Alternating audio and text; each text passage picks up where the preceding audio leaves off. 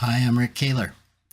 For anyone following current news, whether from mainstream sources or the more extreme corners of the internet, it may seem that the world is spiraling into chaos.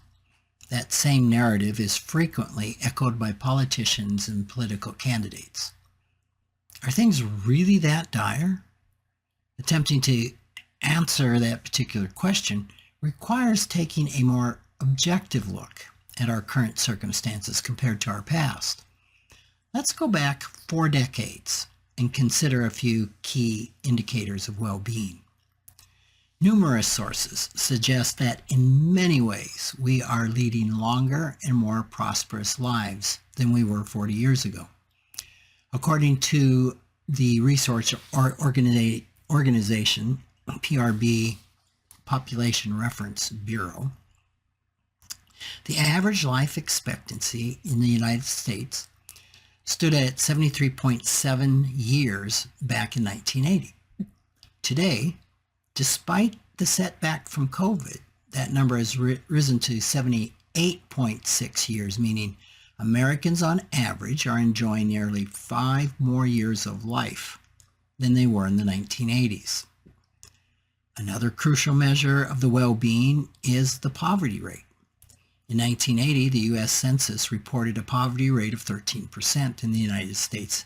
Today, that figure has improved to 11.5%, meaning a smaller percentage of Americans are living in poverty than 4 decades ago.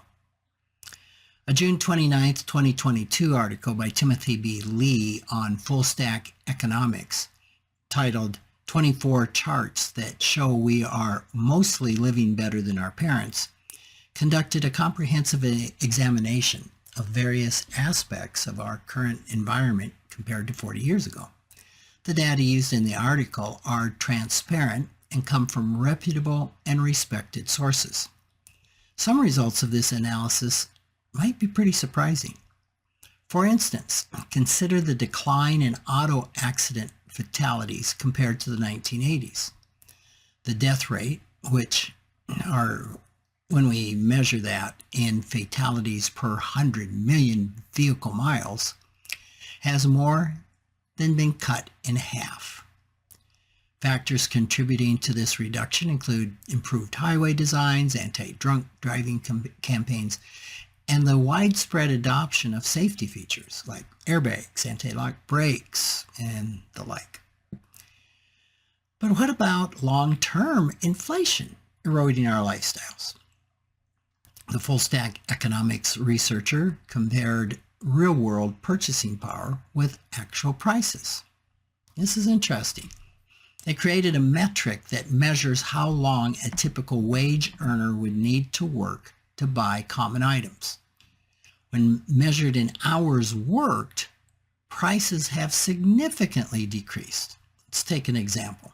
A hammer that cost $9.50 in a 1980 Sears catalog now goes for $13.98 on Amazon. However, back then, the typical worker earned $6.86 per hour, while today's average wage stands at $27.33 per hour. So what does that mean? That means that the hammer in 1980 required about 1.5 hours of work for someone to afford, compared to just 30 minutes today. That's a 63% price decline. When comparing other items like televisions, it's evident that a 25-inch TV today offers superior features compared to its 1980 counterpart, all for about a quarter of the price, even before adjusting for inflation.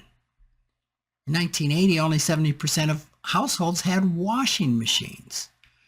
Only 61% had clothes dryers. Today, those percentages have risen to 84 and 83% respectively. Dishwasher ownership, it surged from 37% to 73%.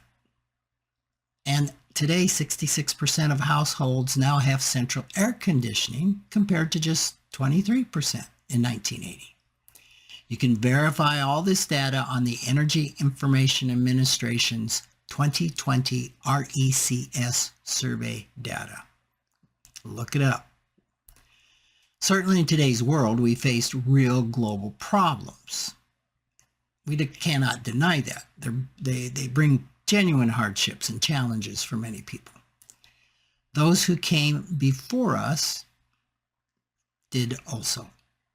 Yet evidence suggests that innovation and progress will continue to bring improvements, just as they have over the past 4 decades. An old joke points to the fact that the main reason we look back so nostalgically at the good old days is that we were younger then.